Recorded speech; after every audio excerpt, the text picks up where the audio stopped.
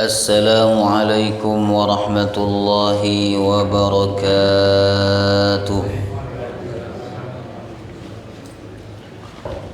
بسم الله الرحمن الرحيم. الحمد لله رب العالمين، نحمده ونستعينه ونستغفره ونعوذ بالله من شرور أنفسنا ومن سيئات أعمالنا. من يهده الله فلا مضل له ومن يضلل فلا هادي له. أشهد أن لا إله إلا الله وحده لا شريك له، وأشهد أن محمدا عبده ورسوله لا نبي ولا رسول بعده. اللهم صل وسلم على نبينا محمد وعلى آله وصحبه أجمعين.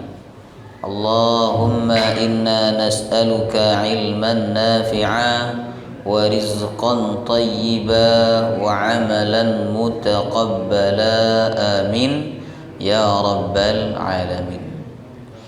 Alhamdulillah, kita kembali bertemu di tempat yang mulia, di dalam majelis yang mulia, dan di hari yang mulia. Sekarang ini kita masuk malam 10 Muharram, malam Ashura, Bapak Ibu. Nabi mengatakan afdhalus siyam ba'da Ramadan as-siyamu fi syahrillahil Muharram. Puasa yang paling utama setelah Ramadan yaitu puasa di bulan Allah, bulan Muharram. Yang paling utama puasa Ashura. Puasa Ashura, Bapak Ibu, ini sedikit sebelum kita melanjutkan pembahasan kita. Ada 4 tingkatannya. Ada 4. Tingkatan yang nomor 1, ya, ini yang paling tinggi, Pak. Puasa tanggal 9 sampai tanggal 11. Berarti puasa hari ini sampai hari Jumat, ya, puasa hari ini, hari Rabu, ya, hari Rabu ini tadi sampai hari Jumat. Ini yang paling tinggi, jemaah rahimakumullah, 3 hari, ya. Tingkatan yang kedua, puasa tanggal 9 dan tanggal 10. Berarti hari ini tadi dan besok. Karena ada hadis menyebutkan, kalau aku hidup sampai tahun depan, aku akan puasa tanggal 9 Muharram untuk berbeda dengan orang Yahudi. Nah, tingkatan yang ketiga, Bapak Ibu, yang ketiga, puasa tanggal 10 dan tanggal 11. Berarti kalau jenengan ambil besok dan lusa, itu masuk urutan ketiga. Mending, Pak, nomor 3. Jemaah rahimahullah. Nah, yang keempat, tingkatan yang keempat, puasa hanya tanggal 10. Jadi hanya besok, ya. Nah, masuk yang mana jenengan? Oh, yang keempat aja, ya. Nah, baik, ya. Nah, tapi walaupun keempat jangan diremehkan. Karena kata Nabi pernah ditanya tentang puasa tanggal 10 Muharram, puasa Ashura. Dan Nabi menjawab dengan tegas, yukaffirus sanatal madiyah, menghapus dosa 1 tahun yang lalu. Jadi kalau kita nggak bisa di tingkatan pertama, kedua, ketiga, minimal yang keempat.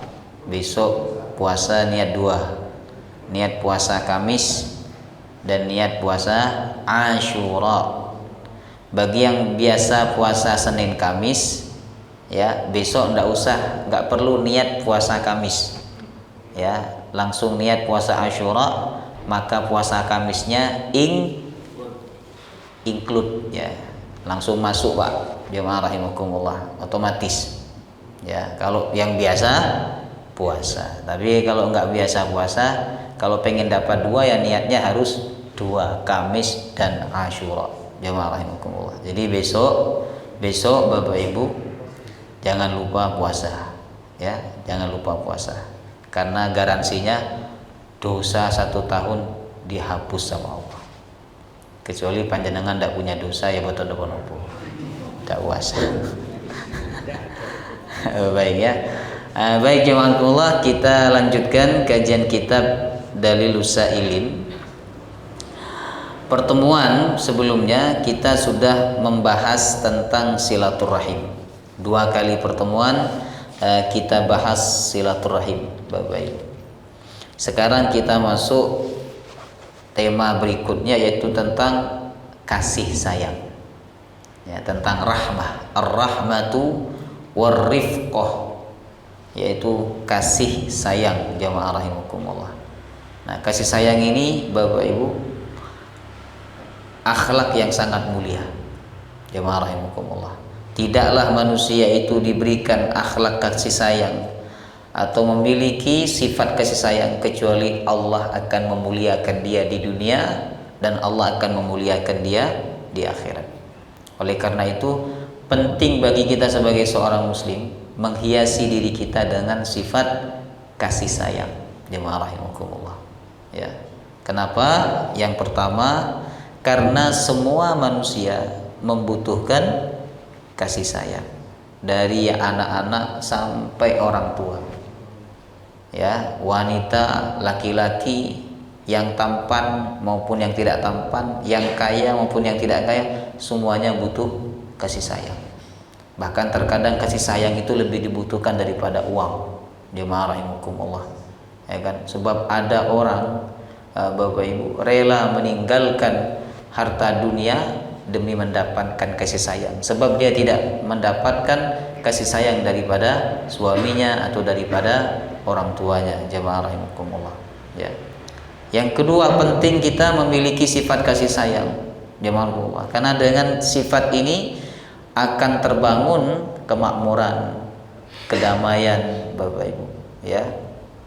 Damai itu, negeri itu damai Pak, karena banyak orang yang berkasih sayang jemaah rahimakumullah.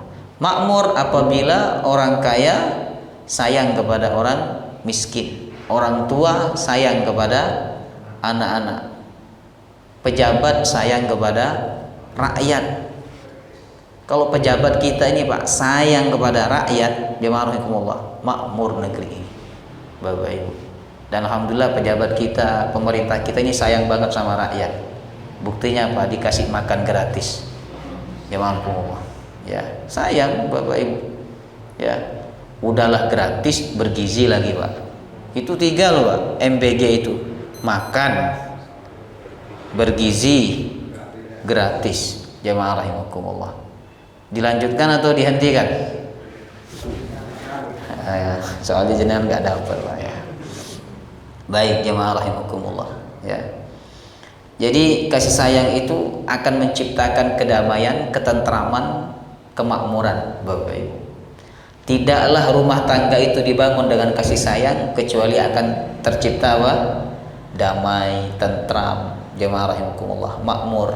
Kalau orang tua sayang kepada anaknya, makmur Pak rumah tangga itu. Suami sayang kepada istrinya, istri sayang kepada suaminya, makmur. Jemaah rahimakumullah, damai, tentram, nggak ada piring pecah Bapak Ibu. Ya kan? Tidak ada suara teriakan, tidak ada suara-suara pekikan. Jemaah rahimakumullah. Ya. Dan ketika rumah tangga itu dibangun dengan kasih sayang jemaah rahimakumullah, maka rumah tangga itu dipenuhi dengan keberkahan. Nah, kemudian ya, dengan kasih sayang hubungan itu akan menjadi lebih kuat Pak. Jadi kenapa anak itu sangat kuat hubungannya dengan seorang ibu? Karena ibu memberikan kasih sayang yang sempurna kepada anak. Nah, kalau kita sayang kepada istri kita Pak, maka hubungannya akan semakin kuat. Ya. Kita sayang kepada saudara kita sama muslim, maka persaudaraan kita akan semakin kuat. Jemaah rahimakumullah. Nah, kemudian Bapak Ibu, sangat penting kita menghiasi diri kita dengan kasih sayang.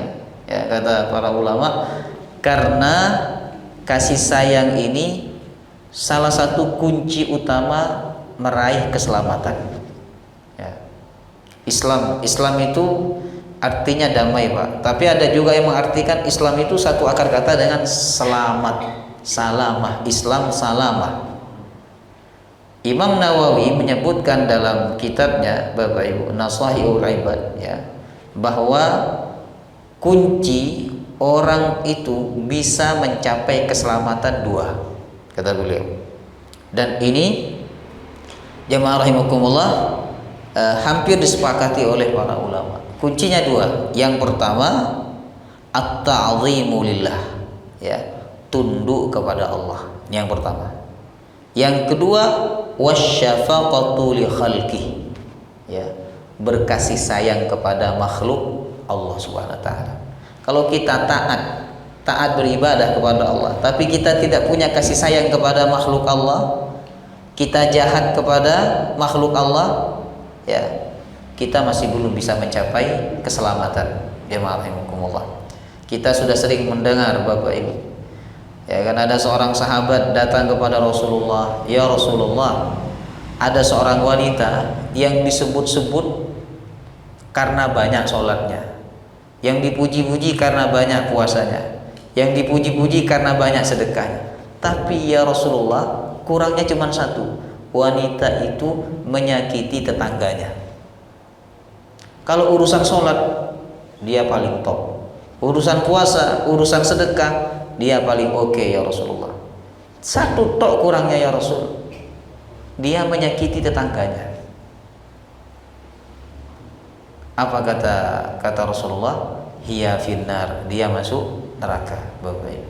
Jadi jemaah rahimakumullah, kasih sayang ini kunci kita mencapai keselamatan di dunia dan keselamatan di akhirat, Bapak Ibu.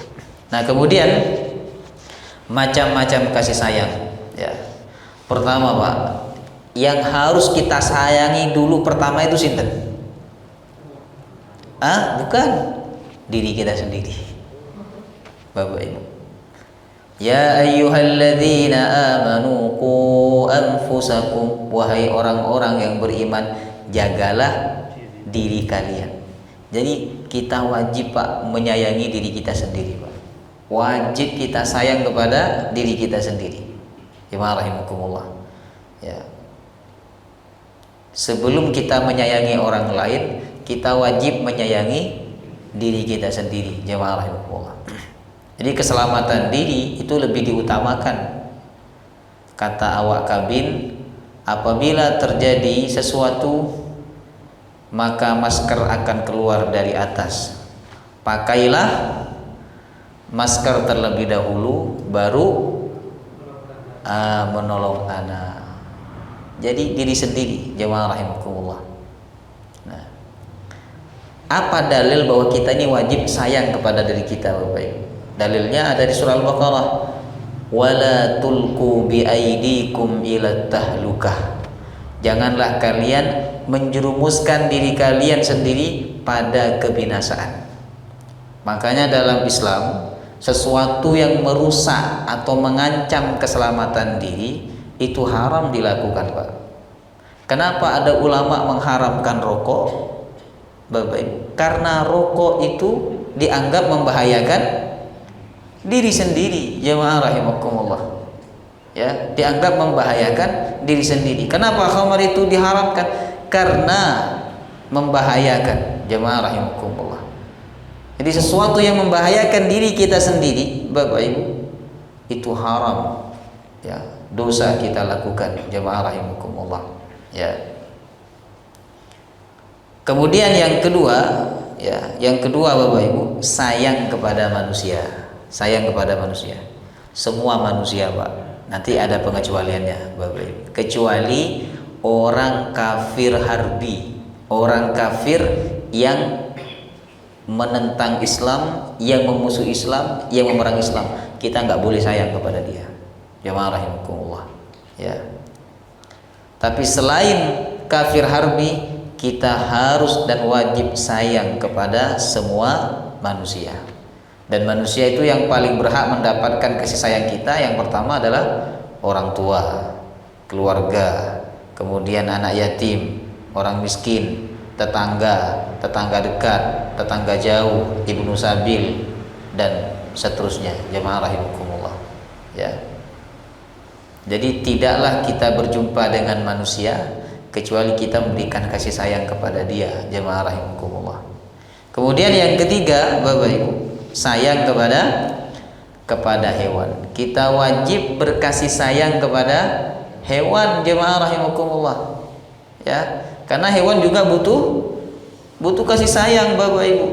Apa dalilnya? Yang pertama, Nabi memerintahkan kita apabila menyembelih hewan, maka pisaunya ditajamkan agar hewan itu tidak tersiksa.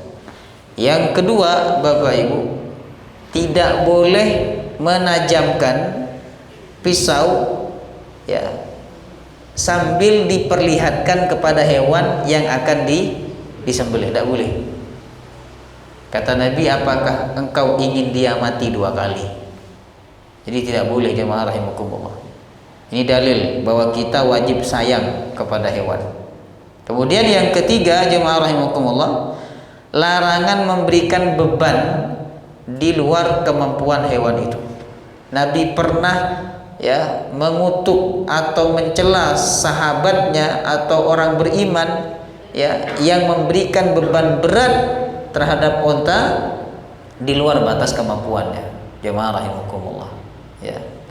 Kemudian Nabi mengatakan wanita masuk neraka gara-gara apa?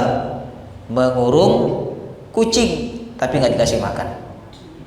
Bapak, hati-hati.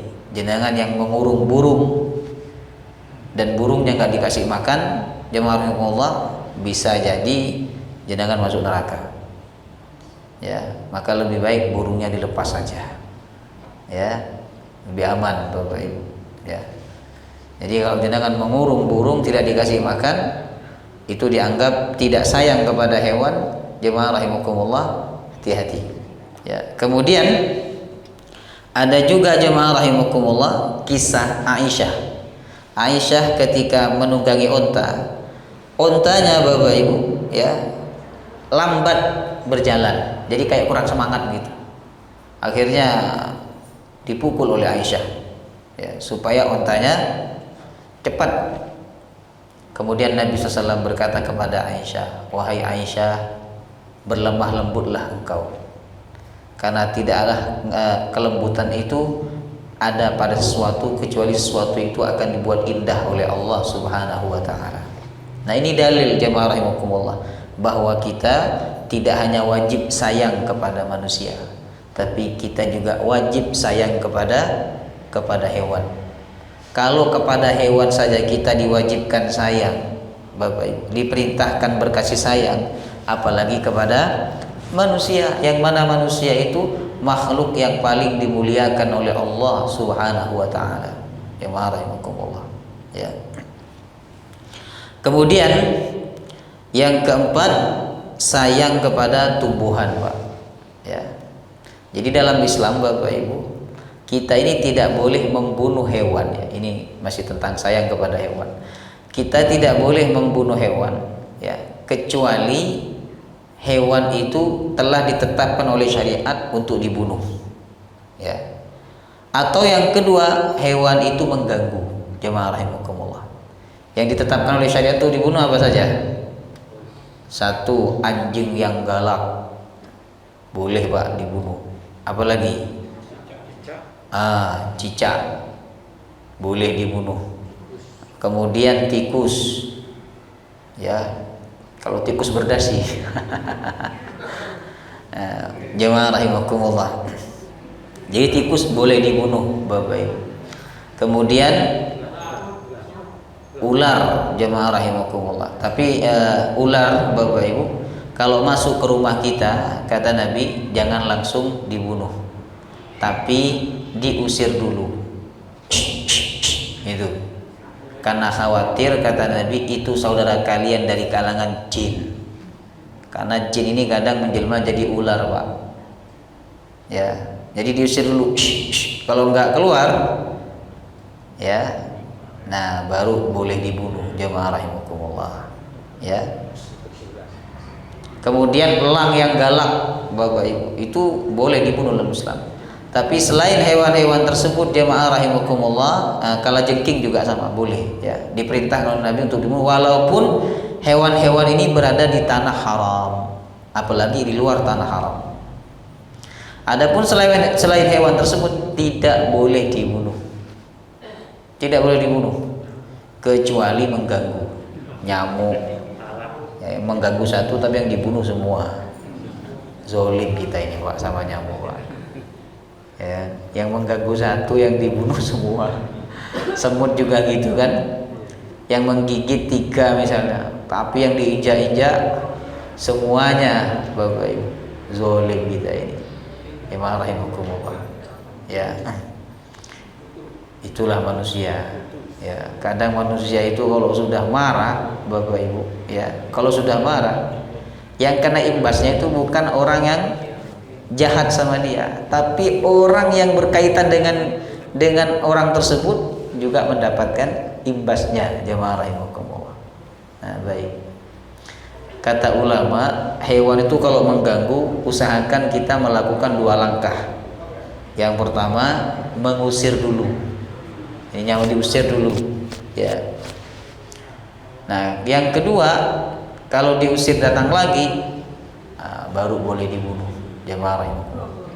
Subhanallah. Ini menunjukkan bahwa Islam agama cinta dan kasih sayang. Jemaah rahimakumullah. Tidak benar kalau Islam ini dikatakan agama teroris, Bapak Ibu ya. Tidak benar kalau Islam ini dikatakan agama yang anarkis. Enggak benar jemaah rahimakumullah. Ya. Itu hanya perilaku oknum saja, Bapak Ibu. Jadi ada oknum ya yang telah terdoktrin pikirannya dan menganggap itu benar padahal salah, melakukan bom bunuh diri, ngebom tempat-tempat kemaksiatan, ngebom tempat-tempat kekafiran. Jemaah rahimakumullah ya. Akhirnya muncullah opini Islam itu agama yang keras, yang anarkis, yang teroris, Bapak Ibu. Nah, kalau di barat jemaah rahimakumullah ya, sedang marak Islamfobia, Bapak Ibu. Ya, Islamfobia itu salah satu cara mereka untuk menjatuhkan Islam. Padahal tidak ada agama yang paling menjunjung cinta dan kasih sayang melebihi agama Islam, Bapak Ibu. Suatu negara kalau dikuasai oleh Islam, maka orang non-Muslim di situ pasti aman, pasti aman. Jemaah rahimakumullah. Tapi tidak sebaliknya, Bapak Ibu. Tidak sebaliknya, jemaah rahimakumullah. Ketika suatu bangsa itu dikuasai oleh orang-orang kafir, ya, sering terjadi dalam sejarah orang Muslim ditindas. Jemaah rahimakumullah. Fir'aun menindas Bani Israel, Bapak Ibu. Ya. Kemudian ada lagi raja di Yaman menindas Ashabul Ukhdud yang dimasukkan ke dalam parit api karena tidak mau mengikuti agama raja. Jemaah rahimakumullah.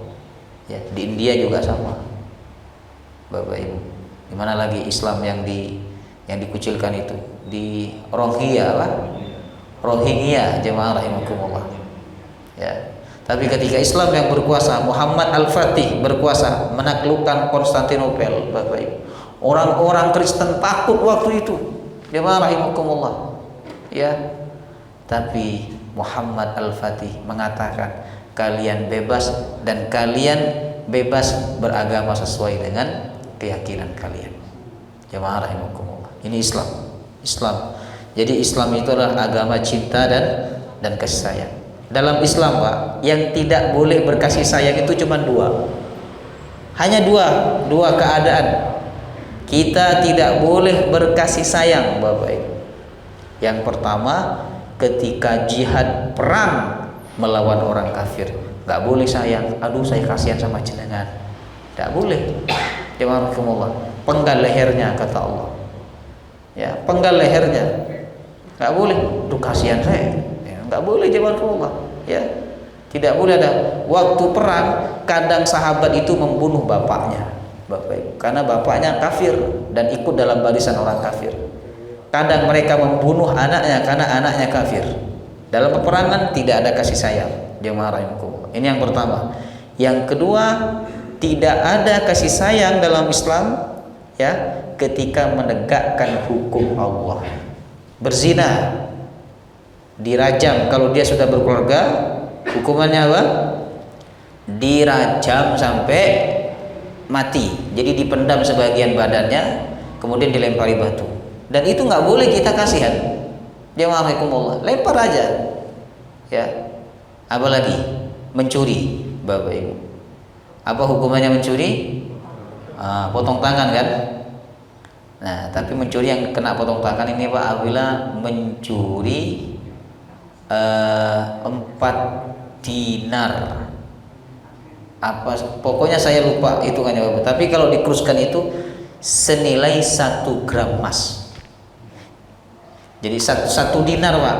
Mohon maaf, bukan 4 dinar, 1 dinar. Jadi 1 dinar itu Bapak Ibu, ya dia berapa dirham ya? Saya lupa. Yang dulu kan uangnya pakai uang emas itu ya, uang yang terbuat dari emas. Nah itu dikeruskan oleh sebagian ulama adalah 1 gram emas. Nah sekarang 1 gram berapa? Emas murni ya. Nah 2 juta lah. Jadi kalau ada orang mencuri uang 2 juta rupiah di tempat yang disimpan Bapak Ibu, ya maka kena potong tangan 2 juta Pak. Kalau 1 M potong leher. Ya Allah. Kalau di bawah itu ya, di bawah nilai 1 gram emas ya 100.000, 2.000, 3.000 ya, jemaah rahimakumullah, tidak kena potong tangan. Nah, itu nanti dikembalikan kepada hakim Bapak Ibu ya. Terserah hakim memberikan hukuman apa. Jadi dalam Islam yang tidak ada kasih sayang hanya 2. Pertama, ketika berjihad melawan orang kafir, memerangi orang kafir. Yang kedua, ketika menegakkan hukum Allah. Membunuh orang, maka hukumannya dibunuh. Nggak ada kasih sayang Bapak Ibu. Disaksikan oleh banyak orang. Jemaah rahimakumullah. Ini Islam. Ya. Katanya Islam itu agama rahmat. Kenapa harus dibunuh? Kenapa harus dipotong tangan? Kenapa harus dirajam? Justru itulah puncak kasih sayang Bapak Ibu. Karena dengan dibunuh, dengan dipotong tangan, maka kedamaian, ketentraman, kesejahteraan akan semakin tercipta. Jemaah rahimakumullah. Kalau orang yang mencuri itu tidak dipotong tangan, ya kan? Bisa saja dia mencuri kembali. Orang yang membunuh tidak dibunuh, Bapak Ibu, bisa saja dia membunuh. Kan rumusnya kan begitu, Pak. Orang kalau pernah melakukan kejahatan, potensi untuk melakukan kejahatan lagi itu besar, Bapak Ibu. Sama dengan orang mukul istri. Orang kalau pernah nonjok istrinya, jemaah rahimakumullah, nah potensi untuk menonjok lagi itu akan terjadi, Bapak Ibu. Jemaah rahimakumullah. Orang kalau pernah mencuri, potensi untuk mencuri lagi itu masih ada, masih besar, jemaah rahimakumullah. Ya. Nah, baik. Jadi hanya dalam 2 perkara tidak ada kasih sayang dalam Islam, jemaah rahimakumullah. Nah, baik. Kemudian sekarang kita masuk ayat-ayat tentang sifat kasih sayang, Bapak Ibu. Yang pertama surah Ali Imran ayat 8. Ali Imran ayat 8. Allah berfirman, doanya orang beriman, Rabbana la tuzigh qulubana ba'da idh hadaitana wa hab lana min ladunka rahmah innaka antal wahhab. Nah, diusahakan kita ini hafal doa-doa Al-Qur'an ya. Karena doa Al-Qur'an itu kita baca kita dapat pahala. Yang kedua, doa itu langsung diajarkan oleh Allah. Dalam doa ini minta 2. Yang pertama, minta agar hati tidak condong pada keburukan atau kembali pada keburukan setelah taubat kepada Allah. Rabbana, Tuhan kami, la tuzigh qulubana, jangan kau palingkan hati kami. Tuzigh itu dari kata zaghun, zaghyun. Zaghyun maknanya condong pada keburukan. Jadi pikirannya buruk, kemudian keinginannya buruk, cita-citanya buruk, itu namanya zayghun, mohon maaf, itu namanya zayghun Bapak Ibu. La tuzigh qulubana, jangan kau condongkan hati kami pada keburukan, ba'da idh hadaitana, setelah engkau memberikan petunjuk kepada kami. Ini Pak, kita kalau terjerumus dalam keburukan Bapak Ibu, dalam suatu kemaksiatan, lalu kita bertaubat, memori itu hilang atau tidak? Tidak, jemaah rahimakumullah, akan terbayang-bayang, ya kan? Akan terbayang-bayang. Nah, kalau kita tidak meminta kepada Allah, bisa jadi setelah kita bertaubat, hati kita kembali ingin melakukan keburukan itu, Bapak Ibu. Makanya kita berdoa kepada Allah, la tuzigh qulubana, ya Rabb, jangan kau condongkan hati kami pada keburukan setelah kau memberikan petunjuk kepada kami. Nah, na'udzubillah min zalik. Ini hukuman besar dari Allah. Ketika hati dibuat oleh Allah condong pada keburukan. Manusia mengira hukuman terberat itu sakit, ya, miskin. Padahal hukuman terberat itu ketika Allah menutup hatinya, ya, dan membuat hatinya condong kepada keburukan. Dan nikmat yang besar dari Allah Bapak Ibu adalah ketika Allah membuat hati kita condong pada kebaikan, ya. Jadi punya cita-cita yang baik, keinginan yang baik, niat yang baik, jemaah rahimakumullah, ya.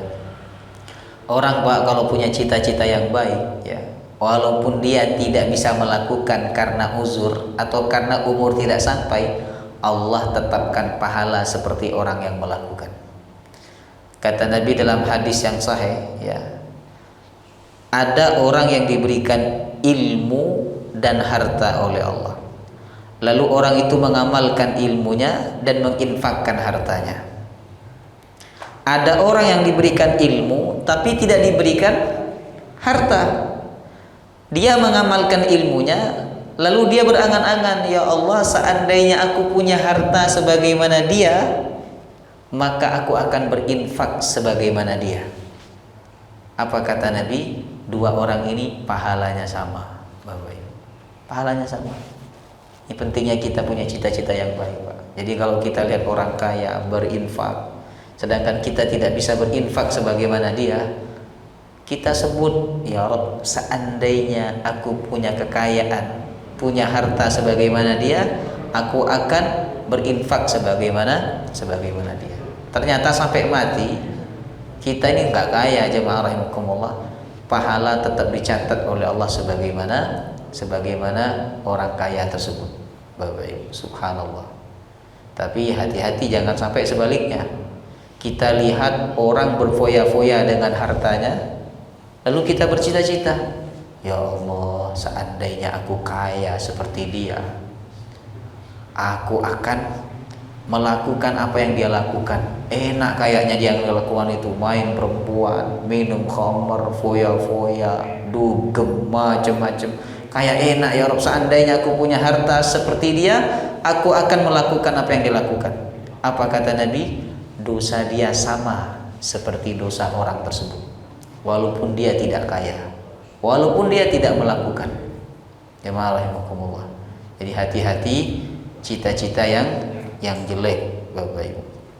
Nah, maka bersyukurlah kepada Allah kalau kita ini dikasih pikiran, angan-angan, cita-cita untuk melakukan kebaikan. Yaitu nikmat anugerah dari Allah. Sebab banyak orang yang justru hatinya selalu condong pada keburukan. Jadi kalau ketemu orang itu pikirannya buruk, kalau memandang orang pikirannya buruk, Bapak Ibu. Melihat sesuatu itu yang dipikir keburukannya. Jemaah rahimakumullah, ya. Kemudian yang kedua dalam doa ini, minta kasih sayang kepada Allah. Wa hablana min ladunka rahmah.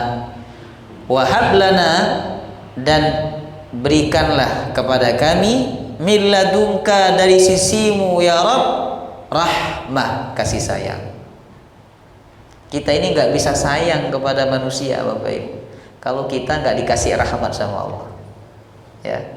Makanya kan ada orang, Pak, sayang banget sama kucing, sayang banget sama orang lain, bukan anaknya orang itu, bukan anaknya, tapi dia sayang, diperlakukan seperti anaknya, berarti dia dikasih rahmat yang banyak oleh Allah.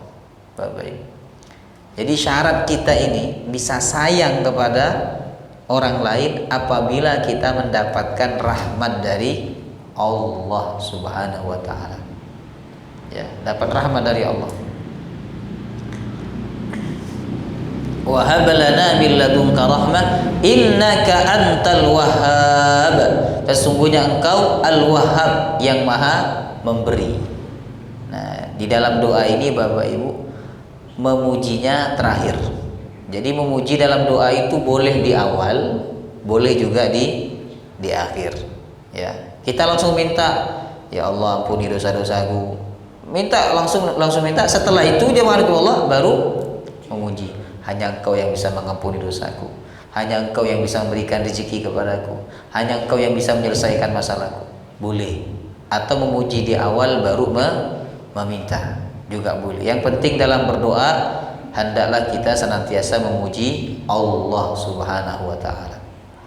Itu ayat yang pertama. Jadi agar kita mendapatkan kasih sayang, punya sifat kasih sayang di dalam hati kita, hendaklah kita memperbanyak baca doa ini. Rabbana la tuzigh qulubana ba'da idh hadaitana wa hab lana min ladunka rahmah. Kasih rahmat ya Rabb, kasih sayangmu kepadaku. Nah, maka setiap kita bertemu dengan apapun dan dengan siapapun, kita akan rahmat, Pak. Kita akan sayang. Bertemu dengan orang baik, kita sayang. Bertemu dengan orang jahat, kita juga sayang, jemaah rahimakumullah. Ya. Nah, sayang bertemu dengan orang baik itu Bapak Ibu beda sayang dengan bertemu orang jahat. Ya, kalau bertemu dengan orang jahat, orang yang melakukan keburukan, bagaimana sayangnya? Menegur. Itu sayang, Pak. Jadi kalau ibu sayang kepada bapak, bapaknya melakukan keburukan, apa keburukannya? Tidak sholat subuh misalnya. Sayangnya bagaimana? Dengan cara membangunkan. Jemaahkumullah, oh enggak, kasihan suamiku tadi malam capek nonton bola. Ya apa Pak? Piala Dunia, jenengan dukungan. Saya masih belum menentukan dukungan saya. Ya, nanti kalau udah final baru saya menentukan. Jadi sayang itu tidak selalu membiarkan apa yang diinginkan oleh orang tersebut, Bapak Ibu. Terkadang sayang itu dengan cara apa? Menahan atau menghentikan. Jemaah rahimakumullah. Sayang itu tidak selalu memberi, kadang dengan cara mengambil atau menahan, Bapak Ibu. Misalnya, jenengan sayang nggak sama anak? Sayang kan? Anaknya minta duit, Pak, minta duit buat apa? Beli rokok.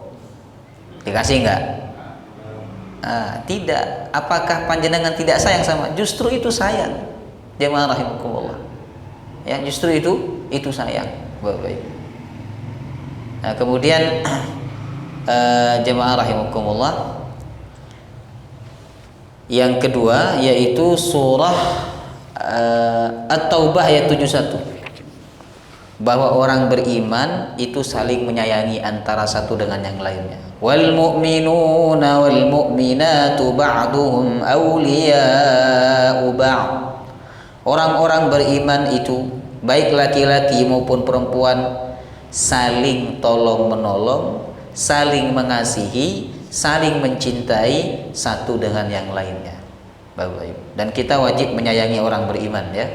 Innamal mu'minuna ikhwah, orang beriman itu saudara. Kata Nabi dalam hadis bahwa persaudaraan atau kasih sayang orang beriman itu seperti satu badan.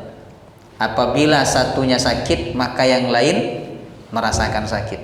Mata sakit, badan juga ikut merasakan sakit. Jemaah rahimakumullah. Itulah kasih sayang antar sesama orang beriman. Saudaranya susah, dia juga ikut susah. Saudaranya senang, dia juga ikut senang. Jemaah rahimakumullah. Saudaranya bingung, dia juga ikut bingung, Bapak Ibu. Saudaranya sedih, dia ikut sedih.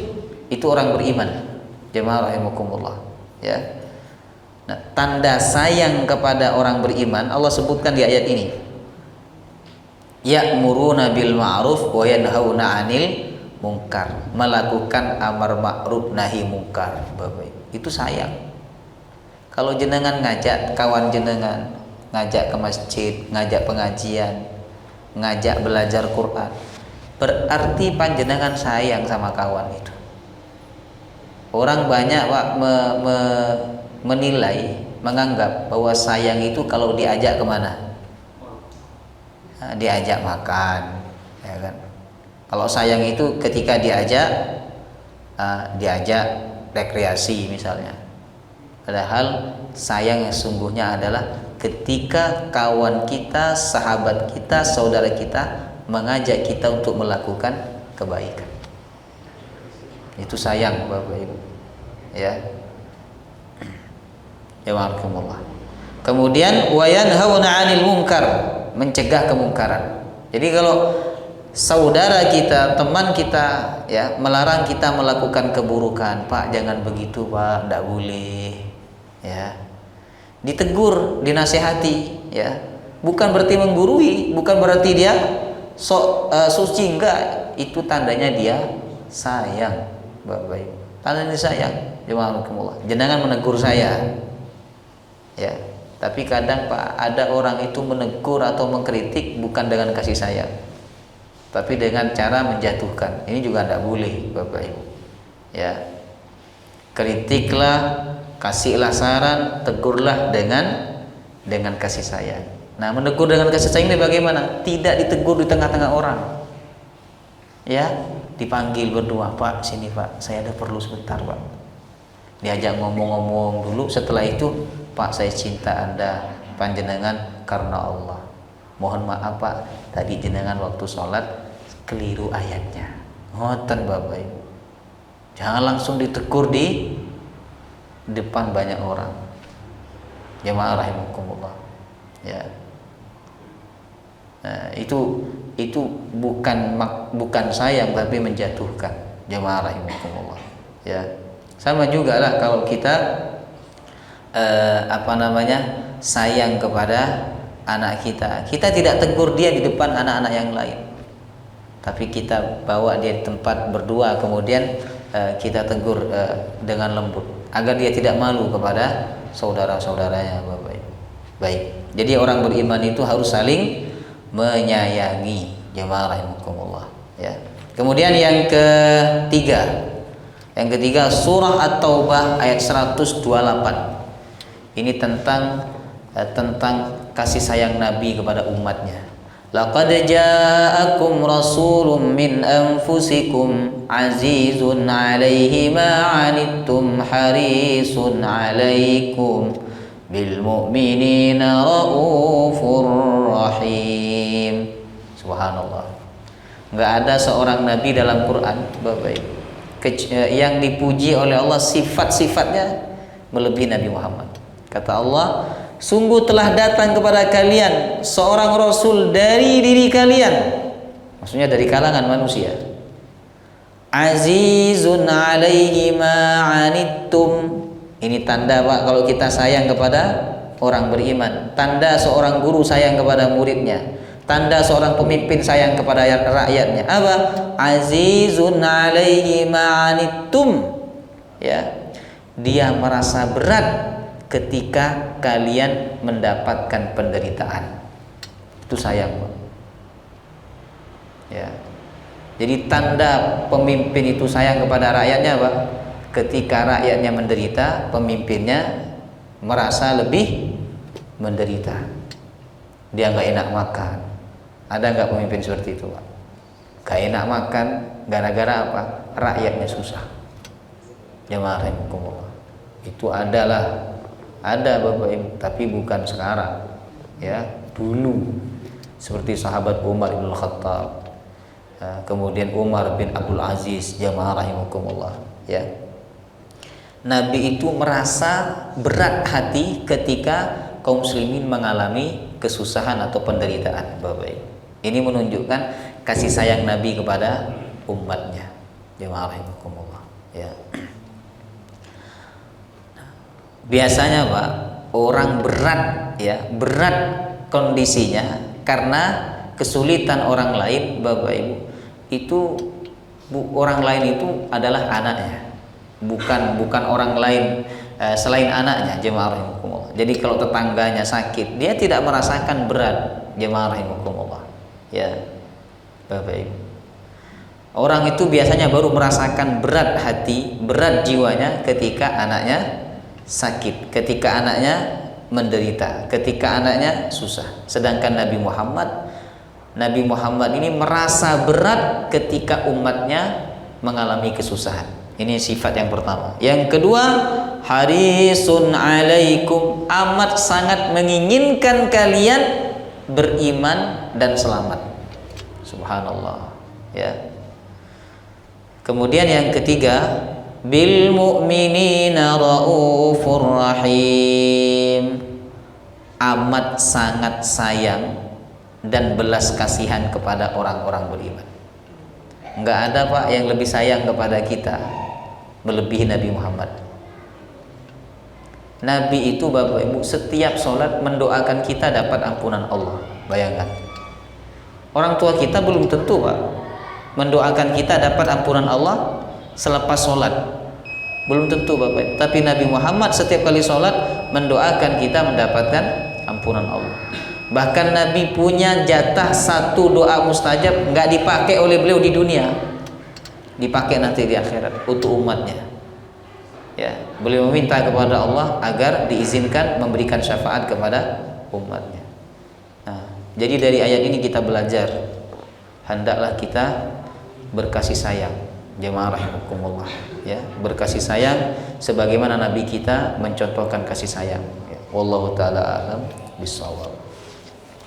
Masih ada 3 ayat, insyaallah kita lanjutkan pertemuan berikutnya sekaligus dengan hadis-hadis yang berkaitan seputar kasih sayang. Mari sama-sama kita tutup dengan kafaratul majlis. Subhanakallahumma wa bihamdika asyhadu an la ilaha illa anta astaghfiruka wa atubu ilaik. Assalamualaikum warahmatullahi wabarakatuh.